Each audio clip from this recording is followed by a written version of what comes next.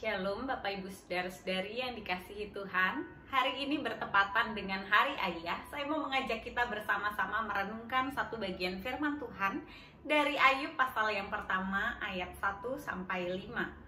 Ayub pasal yang pertama ayat 1-5, demikian firman Tuhan. Ada seorang laki-laki di tanah Uz bernama Ayub. Orang itu saleh dan jujur. Ia takut akan Allah dan menjauhi kejahatan. Ia mendapat 7 anak laki-laki dan 3 anak perempuan. Ia memiliki 7.000 ekor kambing domba, 3.000 ekor unta, 500 pasang lembu, 500 keledai betina, dan budak-budak dalam jumlah yang sangat besar. Sehingga orang itu adalah yang terkaya dari semua orang di sebelah timur. Anak-anaknya yang laki-laki biasa mengadakan pesta di rumah mereka masing-masing menurut giliran, dan ketiga saudara perempuan mereka diundang untuk makan dan minum bersama-sama mereka. Setiap kali apabila hari-hari pesta telah berlalu, Ayub memanggil mereka dan menguduskan mereka. Keesokan harinya pagi-pagi bangunlah Ayub, lalu mempersembahkan korban bakaran sebanyak jumlah mereka sekalian, sebab pikirnya, mungkin anak-anakku sudah berbuat dosa dan telah mengutuk Allah di dalam hatinya. Demikianlah dilakukan Ayub senantiasa. Bapak Ibu Saudara-saudari yang terkasih, di dalam sebuah penelitian yang dilakukan oleh mahasiswa Universitas 11 Maret ditemukan bahwa Indonesia adalah negara ketiga tertinggi sebagai negara tanpa ayah, atau yang biasa disebut dengan fatherless, hilangnya peran ayah di dalam tumbuh kembang anak-anaknya. Hal ini tidak berarti bahwa anak-anak tidak punya ayah. Bisa jadi mereka tetap tinggal bersama-sama dengan ayahnya, tapi ayah tidak berperan. Ayah tidak hadir, tidak pernah bicara, tidak pernah terkoneksi secara emosi, bahkan tidak ada relasi. Nah, hal ini tentu menyedihkan hati kita ya. Belum lagi kalau kita sering mendengar di dalam berita ada saja kasus kekerasan yang dilakukan oleh ayah kepada anak.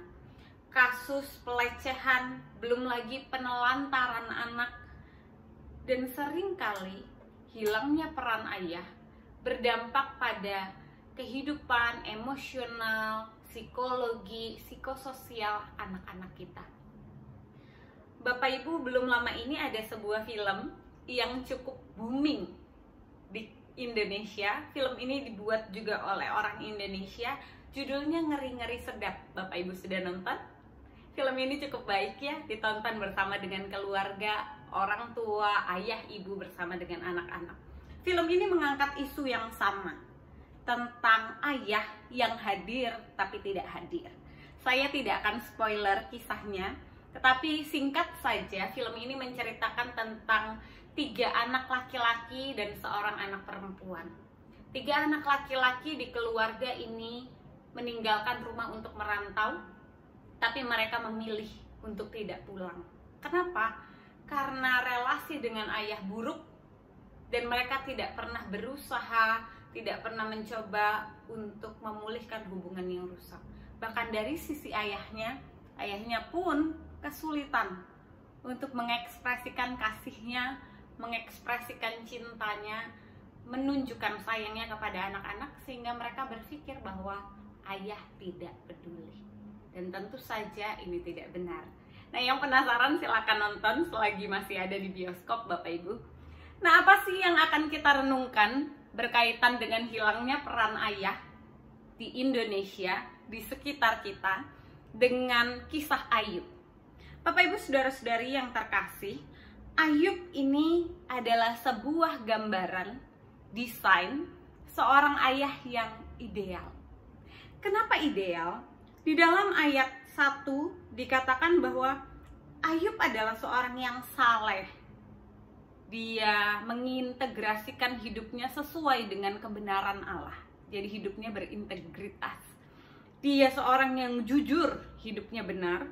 Ia takut akan Allah dan menjauhi kejahatan. Kalau kita lihat di ayat kedua, dia diberkati oleh Tuhan dengan kehidupan keluarga yang baik. Dan di ayat yang ketiga, kita melihat bahwa Ayub juga seorang pengusaha yang baik. Dari mana kita tahu? Karena dia sangat kaya raya. Dan kaya raya pada zaman itu bukan turunan Bapak Ibu, tetapi hasil kerja kerasnya. Jadi Ayub adalah seorang yang takut Tuhan, saleh, menjauhi kejahatan. Dia adalah orang yang mengasihi keluarga, diberkati Tuhan dengan keluarga yang baik. Dia juga kaya raya, hidupnya sangat ideal. Tetapi persoalannya Bapak Ibu, di dalam dunia yang berdosa ini, semua keluarga punya pergumulannya ya. Kalau pergumulannya bukan dari sisi orang tua, biasanya dari sisi anak-anak. Dan ini yang dialami oleh Ayub. Dia punya anak-anak yang tergiur dengan kekayaan orang tuanya, yang menghabiskan waktunya untuk pesta-pesta, foya-foya. Dan di dalam firman Tuhan dikatakan di pasal 1 ayat yang kelima bahwa setiap kali ada waktu di mana anak-anaknya itu mengadakan pesta, minum-minum hingga mabuk, bersama dengan teman-temannya hura-hura, dan itu ada jadwalnya. Itu berarti anaknya ini menikmati kekayaan tapi tidak seperti papanya. Mereka tidak berpaut kepada Tuhan. Dan menarik, Ayub ini hadir di tengah keluarga. Dia hadir juga menjadi imam bagi anak-anaknya. Setiap kali hari-hari pesta berlalu, dia tahu bahwa anaknya sangat rentan dengan dosa. Anaknya sangat mungkin melakukan yang jahat di dalam ketidaksadarannya. Dan Ayub memanggil mereka, mendoakan mereka, memanggil mereka untuk menguduskan mereka di hadapan Allah. Ayub bertanggung jawab secara rohani kepada anak-anaknya di hadapan Tuhan. Bapak Ibu, saudara-saudari yang terkasih, ini tentu bukan hal yang mudah. Di tengah dunia yang sulit, kita punya anak-anak yang sulit, betul ya? Ada perbedaan zaman, ada perbedaan generasi yang membuat seringkali orang tua tidak terkoneksi dengan anak.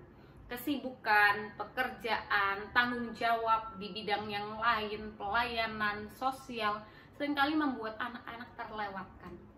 Kita berpikir bahwa anak bisa tumbuh sendiri. Padahal sebagai orang tua, khususnya ayah, kita dipanggil untuk menjadi imam bagi anak-anak. Bagi anak-anak muda, anak-anak remaja yang juga mendengarkan renungan hari ini, kita tidak bisa memilih orang tua kita.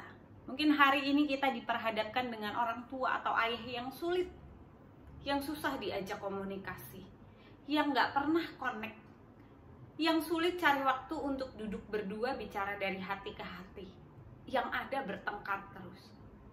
Mungkin beberapa dari kalian mengalami luka karena dikecewakan, luka karena pernah ditinggalkan, melihat bagaimana orang tua bertengkar dan itu menyisakan kepedihan hati. Teman-teman, anak pemuda dan remaja yang saya kasihi, tidak ada orang tua yang sempurna. Mereka juga berjuang menunjukkan sayangnya, menunjukkan kasihnya, kepeduliannya dengan cara yang terbaik yang mereka pikirkan, yang mungkin tidak tepat untuk kita, tapi mereka tidak tahu bagaimana caranya.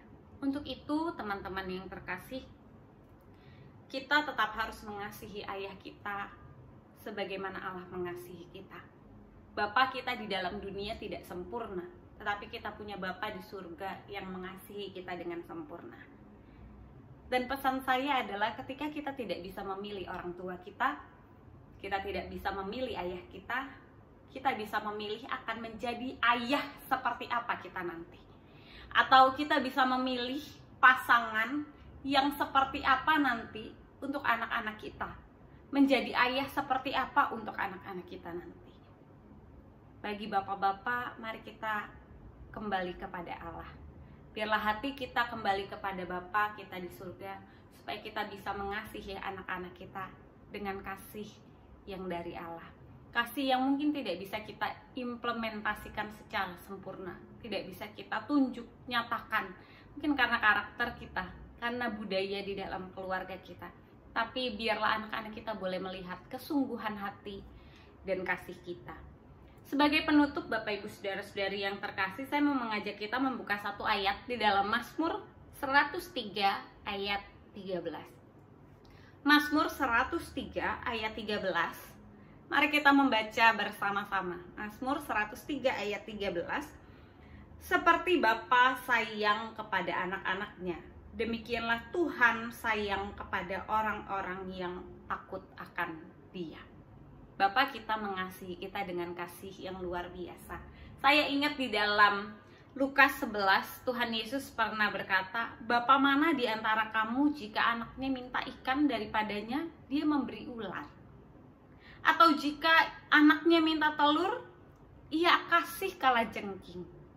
Kalau Bapa di dalam dunia aja mau memberikan yang terbaik, apalagi Bapa kita di surga. Hari ini kita harus ingat bahwa sebagai ayah, kita adalah pelindung keluarga.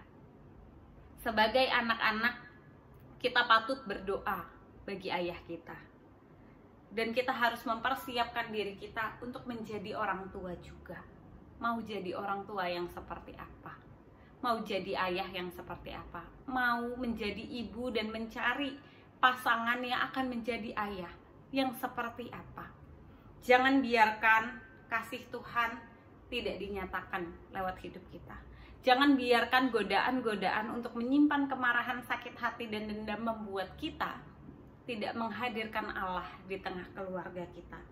Mari kita terus berjuang dan terus mengingat bahwa seperti Allah mengasihi kita, demikian juga kita harus mengasihi anggota keluarga kita, termasuk ayah kita. Kiranya firman Tuhan ini boleh meneguhkan kita. Mari kita berdoa. Bapa yang baik, kami bersyukur Engkau memberikan kepada kami orang tua yang hari ini kami miliki. Tuhan, kami tahu bukan kebetulan Engkau menempatkan kami di tengah keluarga ini. Keluarga yang penuh dengan keterbatasan. Kami tahu Tuhan di dalam dunia yang berdosa, kami terus berjuang untuk melakukan yang terbaik.